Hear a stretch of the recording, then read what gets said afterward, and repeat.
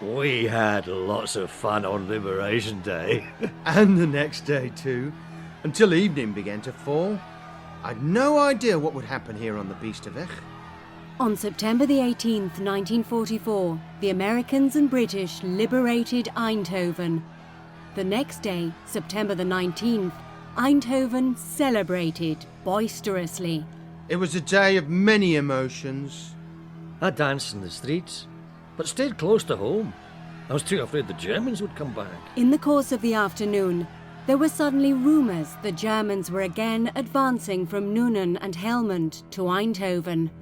After that, there was only death and misery in the city. People hurried back home. The streets were empty. What no one, neither the Americans, British, nor the people of Eindhoven had taken into account, happened. At night, suddenly dozens of flares hung in the sky. Orange, red, yellow. Everything was very brightly lit. The call went out. Everyone off the streets. Airstrikes. The Germans are attacking. Then all hell broke loose. German aircraft suddenly appeared, hurtling a devastating rain of bombs on Eindhoven. Everything went so quickly. With so much violence, so much power. It seemed like the end of the world. My whole body was shaking with fear. The Germans first focused their attack on the Philips factories in Strijp. Then they bombed the transit route of the British Army Corps. The Alsterweg, Stratumsdijk, Stratumseind, Rechterstraat and the surrounding area. My cousin crawled under the table. Yeah, you do strange things. There was a constant crackling and banging. Ammunition vehicles were on fire. The Luftwaffe bombed with extreme precision. The pilots knew the way. Some of them were recently stationed near Eindhoven at the Velschap Air Base.